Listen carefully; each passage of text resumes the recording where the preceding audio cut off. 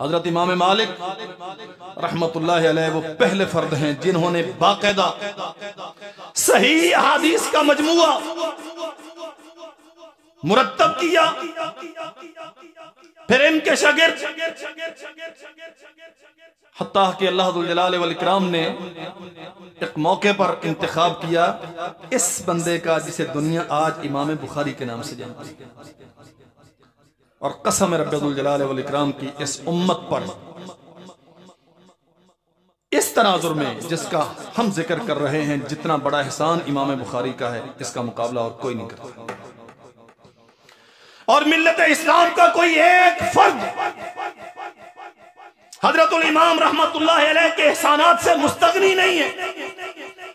दीन तकद्दुर का शिकार था। इस चश्मा साफी में इंसानी फिक्र और राय की आमेज़श थी, यूनानी फलसफी की आमेज़श थी, मुतकल्लिमीन के अपने खुद साख्ता मसाइल की आमेज़श थी, एतिकादी फिक्री बिगाड़ के अलंबरदार बहुत सारा रत्बो याबिस उठा के दीन के नाम पे दुनिया को पेश कर रहे थे। अल्लाह जुल जलाल वल इकराम ने ये इंतखाब किया और हजरत इमाम बुखारी रहमतुल्लाह अलैह को ये सलाहियत दी, मुसफ़्फ़ा शानदार बिल्कुल पाकीज़ा बगैर किसी बहस के इतना शानदार मजमुआ अहादीस मुस्तफ़ा सल्लल्लाहु अलैहि वसल्लम का उम्मत के सामने पेश किया। कोई एक मसला हमारी जिंदगी का ऐसा नहीं है जिसकी असल इमाम बुखारी की किताब में मौजूद ना हो। हमें समझ ना आए ये हमारी कमजोरी है। बहुत सारे लोग हैं जो ये दावा करते हैं कि कुरान मजीद में सारे मसाइल नहीं है। कुरान मजीद में तो सारे मसाइल नहीं। क्या उनका दावा मान लिया जाए? हमें समझ नहीं आती, हमारी अक्लें महदूद हैं, हमारा इल्म कमजोर है, हमें समझ नहीं आती। वगरना ये कैसे मुमकिन है कि कायनात का खालिक दुनिया के लिए कानून उतारे और वो मुकम्मल ना हो, जबकि वो खुद कहे अल यौमा अकमलतु लकुम दीनकुम व अतममतु अलैकुम निअमती। हमें समझ नहीं आती।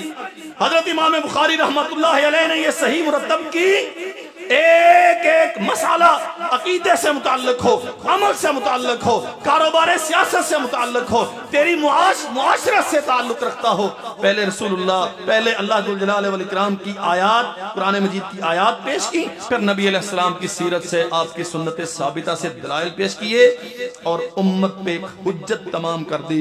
लोगों, वो जो इधर उधर भटकते थे, वो जो बेचारे दावे करते फिरते थे कि नमाज तो हमारे इमाम साहब ने मुकम्मल की है, हदीस में तो मुकम्मल नमाज नहीं। हाँ, सुनते हैं ना अब भी। अल्लाह अकबर। अल्लाह की कसम, मैं ऐसी नमाज नहीं पढ़ता जो किसी उम्मती ने मुकम्मल की। हाजत नहीं है। कुछ अक्लमंदों ने यह तक दावा किया कि हदीस रसूल में कलमा नहीं है। अच्छा, हदीस रसूल में नहीं है तो फिर कलमा कहां से आया? तो हमारे इमाम साहब ने दिया है। जो इमाम का दिया हुआ कलमा पढ़ता है उसकी निस्बत फिर इमाम के साथ है कि रसूलुल्लाह के साथ है? मैं तो बहुत आसान लफ्जों में सहल सी बात कर रहा हूं, मगर ना हकायक इससे कहीं ज्यादा खौफनाक है।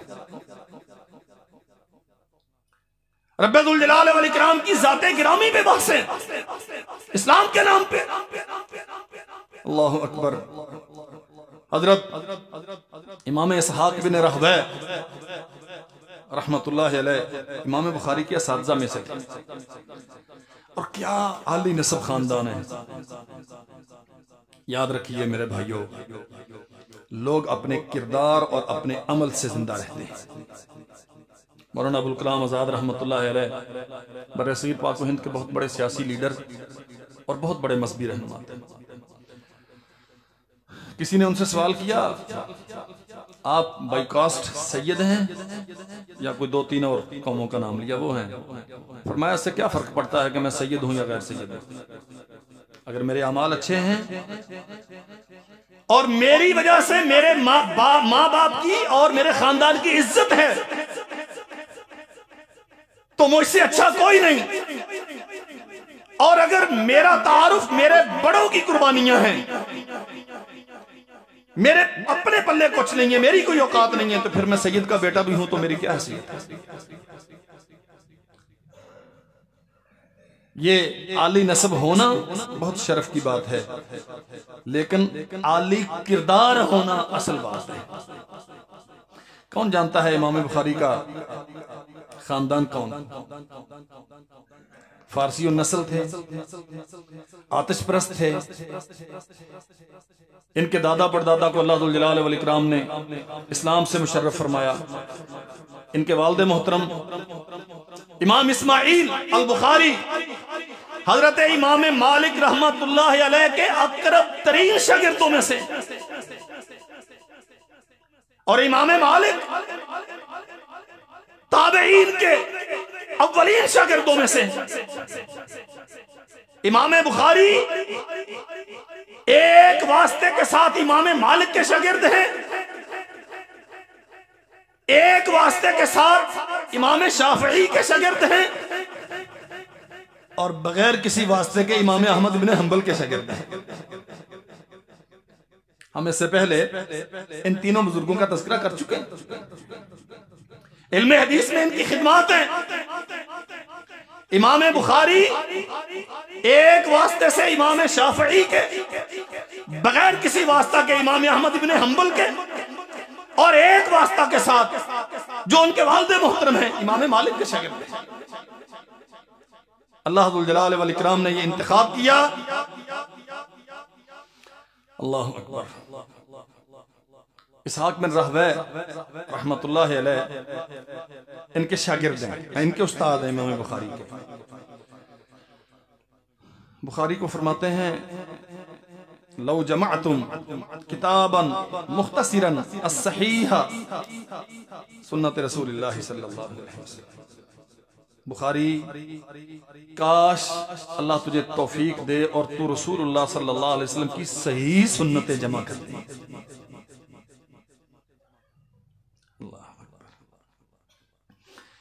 उस्ताद अगर शागिर्द से, और नौ उम्र शागिर्द,